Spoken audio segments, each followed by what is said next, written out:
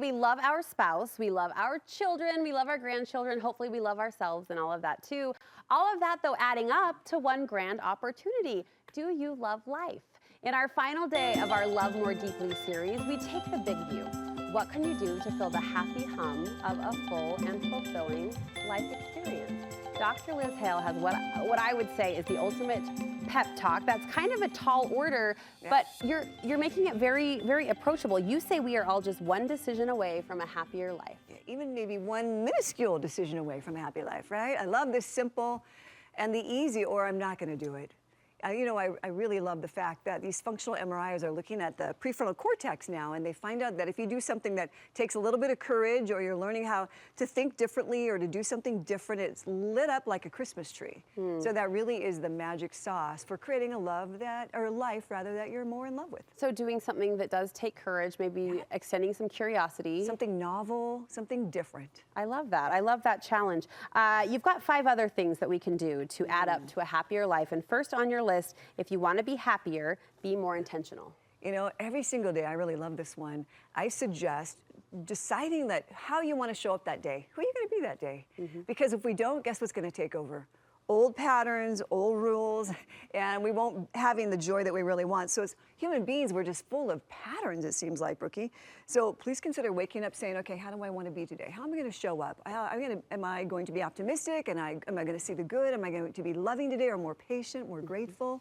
And then do that thing. The ability to love your life sort of seems like this swell of positive feelings, but you say focusing on feeling is sometimes where we go wrong. Yeah, unfortunately. Isn't that too bad? Because I don't feel like doing a lot of things. You know, we don't just do them because it's a goal and we want them. Sadly, 90% of our decisions we make are based on how we feel. And that's from a wonderful neuroscientist from Brazil, Antonio Damasque. And so I think we have to realize that, oh my gosh, all right, so what am I going to do? Because I don't feel like having a difficult conversation, right? I don't feel like getting on the treadmill. I don't feel like getting up in the mornings, actually never. So I think we have to kind of short circuit that. And sometimes what helps me anyway, especially if I want to get on the treadmill, I try to make a decision the night before by laying out clothes so that I have to trip over them, because I'm not going to feel like doing it, right? Yeah. But if I get that reminder and it's like, oh yeah, I made that promise to myself, that's how I want to start off the day, that it really does send a nice trajectory to the rest of the day. And so it's really about kind of keeping that promise to yourself. I like that. We don't always do that. I like that a lot, and I think the combination of thinking of it as a promise rather than a goal. That's right. And also going back to those intentional questions. How am I going to show up, and what kind of promises am I going to keep? It's not a problem you don't feel like it. Just expect it and do it anyway. Do it anyway. You say you can have a deeper love for life in only 5 seconds. Yeah, isn't that so cool? This goes back to Mel Robbins. So she really is quite a guru. She's very wildly successful. I think she's #2 when it comes to life coaches and presentations. And she developed this when really she was at a life crisis, marital crisis, financial. She realized that when she counted backwards, 5, 4, 3, 2, 1, and then just took off, shot out of bed, for instance, or just made that difficult phone call or wrote that difficult email, that she didn't give herself time to talk herself out of it. Just counting down from 5. So she's just willing to do it. That's what the brain likes, is something quite novel, and it's willing to not argue if you just don't give it that chance to argue. So right? count it down. 5, act quickly. 4, 3, 2, 1, go. I'm going to go and sit on the floor with my grandkids and play the game and leave the dishes. Yeah, whatever it is in your heart's desire. Count backwards and jump. I love anything that's novel. You know, anything that helps us get unstuck and change the patterns of life. I'm a fan. And that can do that. Yeah. I love seeing the word celebration on your list. You say celebrations equal happiness. It is so true. Again, it's kind of celebrating life, even celebrating yourself. You know, we're really not there again for ourselves that much. Going back to Mel Robbins, of all the things she's done, and she's been high in her success and low, right? Like bottom dropout low. She thinks that the one thing that is most important, you're going to think I'm kind of a Fruit Loop about this. What? But she has come up with something called this high 5 in the mirror.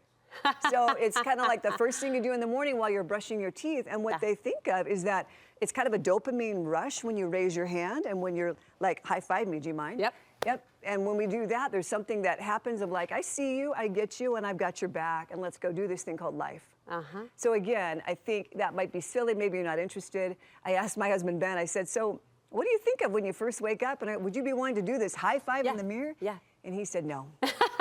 I don't want to smudge the mirror. I don't want to clean it. I don't want to clean it off. So again, I love whatever works. If it's not that, then maybe it's something that gets a new neuronal pathway created. But is that you up in the moment and in the morning? It's celebratory, right? We always associate that with really good news and a victory. Yeah.